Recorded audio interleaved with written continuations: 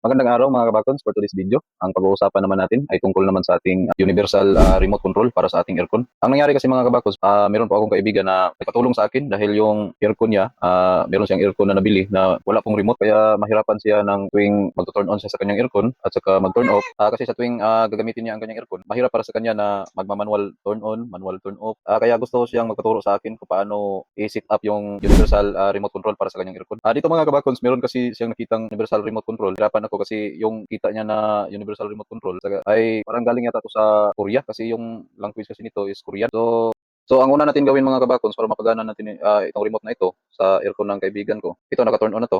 Kung makikita niyo merong display.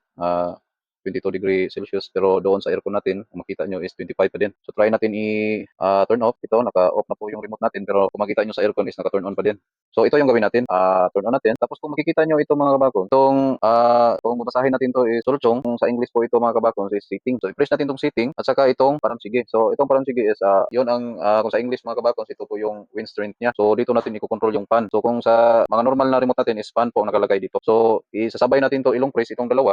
Kung makita nyo mga kabakons ito, ilolong press natin itong dalawa para ma-reset natin yung remote natin. So, yan, tayo nyo lang, ganyan, hanggang sa yung display niya, maging ganito, yun, zero. So, ito na yung display makikita nyo. So, para ma-set nyo yung PC code dito, i-press lang natin to ng mga 5 seconds, tong setting. Yun, kung makita nyo, merong nag-blink-blink, yan, yung sa may right side, yan. So, press na natin to. So, ano bang PC code ng Kojidinso? Kasi sa list of code, kasi sa mga pakita natin sa listing na nasa Google, parang wala tong si Kojidinso. So, hinanap ko yung code yan mga kabako, nalaman ko, 80 yung ano niya, PC code, yung sa parang sa remote code niya. So, isi-set natin to sa 80. So, kung makikita nyo, i-press nyo lang yan hanggang umabot ng 80. So, pag ma-achieve nyo na yung 80, kung mapansin nyo mga kabakons, mag-off yung aircon natin yan. So, 4, 5, okay, 50. So, para mas mabilis, ilong press lang natin para hindi na tayo pindot-pindot. So, lumagpas tayo. So, ibabalik natin. Ay, umabot tayo ng 100 pala. So, ibabalik natin sa 80. 4, 5, okay. Kung mapansin nyo mga Wow! kabakons, tapos, i-okay natin. So, na-okay na natin. Okay na, press na natin yung okay. So, ito kasing hakin mga kabakons ay kung ang ibig sabihin nito ay check or okay. So ito, so na-set na natin. So dahil na-set na natin,